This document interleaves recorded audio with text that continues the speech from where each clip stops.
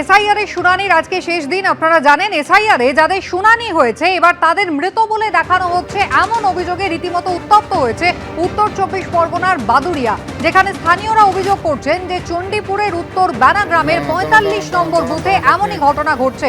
যাদের শুনানিতে ডেকে পাঠানো হচ্ছে পরে তাদেরই মৃত বলে জানানো হচ্ছে। মৃত মানুষ কোথা থেকে উঠে এসে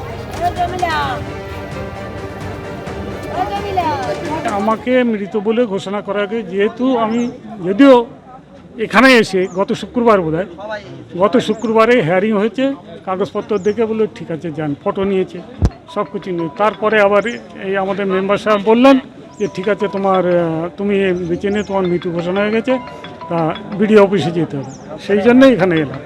এখন কে আমাকে মৃত ঘোষণা করেছে, আমার ডেথ সার্টিফিকেট চাই, আমার ডেথ সার্টিফিকেট দিতে হবে। এখানে আমার 73 বছর বয়স, 73 প্লাস।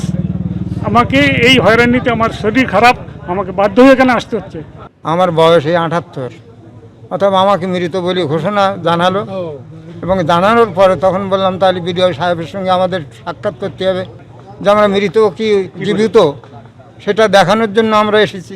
আগে হিয়ারিং এ ডেকেছিল আপনাকে? ডেকেছিল। কি জন্য ডেকেছিল? ডেকেছিল ওই নামের ভুল ছিল, মণ্ডলের জায়গায় বিবির জায়গায় মণ্ডল, সেগুলো ঠিক করা হলো। সব দেখিয়েছিলেন? হ্যাঁ, কাগজপত্র সব এনেছিল। কথা বলবো, আমাদের প্রতিনিধি সমীরণ পাল রয়েছেন আমাদের সঙ্গে টেলিফোন লাইনে। সমীরণের আগে আমরা দেখেছি এই ফর্ম 7 নিয়ে একেবারে জেলার পর জেলা বিভিন্ন জায়গা কিভাবে উত্তপ্ত হয়ে উঠেছিল। বিজেপির বিরুদ্ধে শাসক দল অভিযোগ করেছিল এই ফর্ম 7 জমা দিয়ে ইচ্ছা করে জীবিত মানুষদের মৃত দেখানোর চেষ্টা তারা করছেন। এখানেও কি সেই একই অভিযোগ উঠছে? হ্যাঁ, দেখো একই অভিযোগ, যেটা হচ্ছে বাদুড়িয়া চণ্ডীপুর গ্রাম পঞ্চায়েত, সেখানে একটি বুথে দেখা যাচ্ছে যে 33 জন ভোটার যারা জীবিত রয়েছে তাদেরকে মৃত দেখানো হয়েছে। তার পাশাপাশি 12 জন, তাদের দু জায়গায় নাম রয়েছে। এই দাবি করে বিজেপির পক্ষ থেকে বাদুড়িয়া ব্লক অফিসে ফর্ম 7 জমা দেওয়া হয়েছে। এই অভিযোগ এনে তৃণমূলের পক্ষ থেকে যাদের নাম এভাবে বাদ যাওয়ার সমস্যা তৈরি হয়েছে, সেই তাদেরকে সঙ্গে নিয়ে গতকাল বিকেলে বাদুড়িয়া ব্লক অফিসে বিক্ষোভ দেখায় তৃণমূল কংগ্রেস। এবং যাদের নাম, যাদেরকে মৃত বলে দেখানো হয়েছে, তাদের বক্তব্য হচ্ছে তারা যে মৃত, সেই মৃত্যুর শংসাপত্র কোথায়, এই দাবি তুলেছেন তারা। এই নিয়ে তারা বিক্ষোভ দেখান এবং তাদেরকে অন্যায়ভাবে তাদের নাম বাদ দেওয়ার চক্রান্ত প্রক্রিয়া শুরু হয়েছে। 33 জনকে মৃত দেখানো হয়েছে এবং 12 জনকে তাদের দু জায়গায় নাম রয়েছে, কিন্তু তাদের বক্তব্য হচ্ছে তারা জীবিত রয়েছেন, তাদের মৃত বলে দাবি করা হচ্ছে।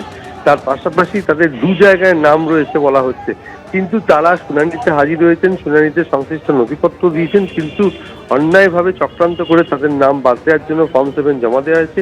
এই নিয়ে তারা বিক্ষোভ দেখান। বিজেপির পক্ষ থেকে বলা হয়েছে যে তৃণমূল এসআইআর প্রক্রিয়া শুরু হওয়ার পর থেকেই ভয় করতে শুরু করেছে এবং এসআইআর প্রক্রিয়া বানচাল করার চেষ্টা করছে। প্রশাসনের তরফ থেকে বলা হয়েছে গোটা অভিযোগ খতিয়ে দেখা হচ্ছে। সংশ্লিষ্ট যে বুথের কথা বলা হচ্ছে সেই বিএলওকে তদন্ত করতে বলা হয়েছে, যে 33 জনকে মৃত বলা হয়েছে তারা আদৌ মৃত কিনা সেটা দেখতে। তার পাশাপাশি যে 12 জনের দু জায়গায় নাম রয়েছে সেই বিষয়টি খতিয়ে দেখে রিপোর্ট দিতে বলা হয়েছে। সেই রিপোর্ট পাওয়ার পরই প্রশাসনের পক্ষ থেকে নিশ্চিতভাবে বলা সম্ভব হবে যে আসল সত্যটা কি। একেবারে এক্ষেত্রে তৃণমূলের পক্ষ থেকে কি অভিযোগ করা হচ্ছে এবং পাল্টা বিজেপির পক্ষ থেকেই বা কি দাবি করা হচ্ছে, পরপর দেখা।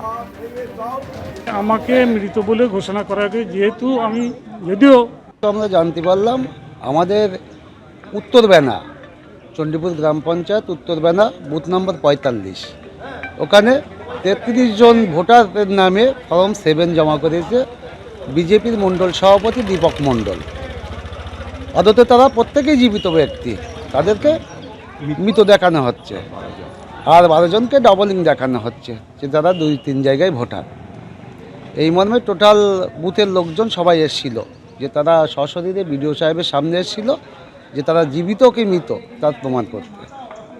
কি বললেন বিডিও সাহেব বিষয়টা তদন্ত করে দেখছে এবং আশ্বস্ত করলেও আমাদের যে ফর্ম 7 জমা দিয়েছে তার এগেনস্টে যে তদন্ত করার দরকার, তারা জীবিতকে মৃত সেগুলো বিএলও বাড়ি বাড়ি যেয়ে দেখবে।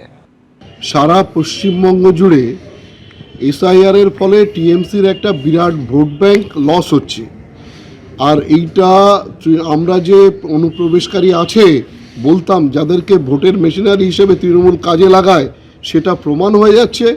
এখন ইচ্ছাকৃতভাবে এই কিছু ভুলভাল দেখিয়ে সেটা নিয়ে সারা পশ্চিমবঙ্গ জুড়ে একটা উত্তেজনার সৃষ্টি করা হচ্ছে। ইচ্ছাকৃতভাবে নাম ভুল করে দেওয়া হয়েছে, সেই নিয়ে একটা উত্তেজনা সৃষ্টি করে বিজেপির উপরে একটা আক্রোশ চালানোর চেষ্টা করা হচ্ছে।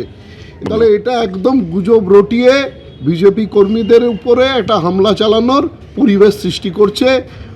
বাদুড়িয়া দাঙ্গাপ্রবণ এরিয়া, এই প্রশাসনের দয়াতেই দাঙ্গাপ্রবণ এরিয়া হয়েছে, তৃণমূল সরকারের দায়েই একটা দাঙ্গা সৃষ্টি করে এসআইআরটাকে ভণ্ডুল করার চেষ্টা করা হচ্ছে মাত্র। অভিযোগ খতিয়ে দেখার আশ্বাস দিয়েছেন বাদুড়িয়ার বিডিও পার্থ হাজরা। ওনারা একটা কমপ্লেন নিয়ে এসেছিলেন, আমরা শুনলাম ওনাদের কি কমপ্লেন আছে, আমরা এনকোয়ারি নিশ্চয়ই করবো, এনকোয়ারি করে যেটা পাবো সেটাই রেজাল্ট হবে। ওনাদের বক্তব্য, ওনাদের নামে কমপ্লেন পড়েছে, সেই কমপ্লেনটা খতিয়ে দেখা। কমপ্লেন ওই ভোটার লিস্ট নিয়ে, ভোটার লিস্টে নাম কাটা নিয়ে একটা কমপ্লেন পড়েছে এবং সেটা নিয়ে আমরা খতিয়ে দেখছি কি আছে দেখে আমরা। সেই লিস্টটা কি আপনাদের কাছে এসছে কোনো তরফ থেকে এদের নাম কাটায়? না, একটু দেখে বলতে হবে।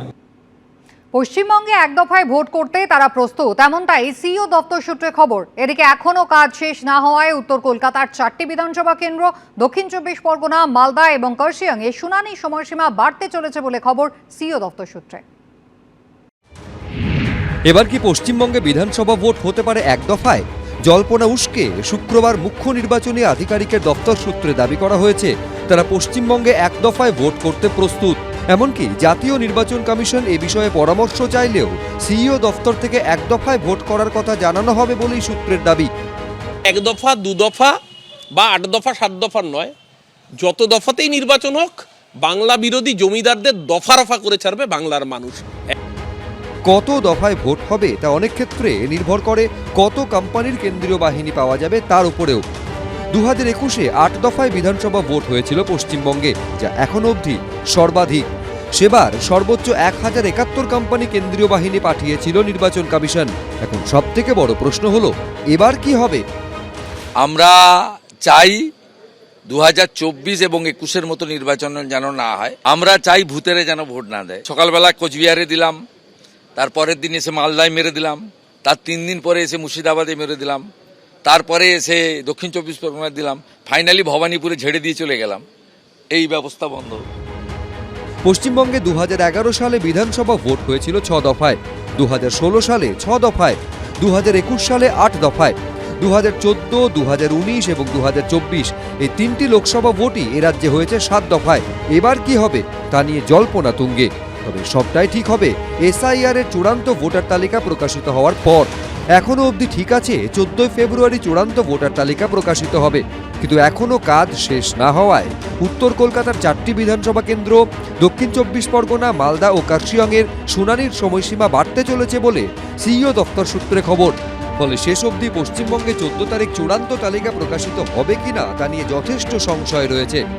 ইতিমধ্যেই উত্তরপ্রদেশে চূড়ান্ত ভোটার তালিকা প্রকাশের সময়সীমা পিছিয়ে দেওয়া হয়েছে। উত্তরপ্রদেশে চূড়ান্ত ভোটার তালিকা প্রকাশিত হবে 10 এপ্রিল। পশ্চিমবঙ্গেও কি সেরকম কিছু হতে চলেছে সেটাই এখন দেখার। তবে আপাতত সবার নজর চূড়ান্ত তালিকার দিকে। এসআইআর এর খসড়া তালিকায় 58 লক্ষ নাম বাদ গিয়েছিল। সিইও দপ্তর সূত্রে খবর আরও 5 লক্ষ নাম বাদ যেতে পারে, অর্থাৎ সব মিলিয়ে প্রায় 63 লক্ষ। শনিবার 7 ফেব্রুয়ারি এসআইআর এর শুনানির শেষ দিন। সিইও দপ্তর সূত্রে খবর শুক্রবার বিকেল পর্যন্ত প্রায় 5 লক্ষ ভোটার শুনানিতে হাজিরা দেননি। শনিবার তারা হাজিরা না দিলে নাম বাদ যাবে।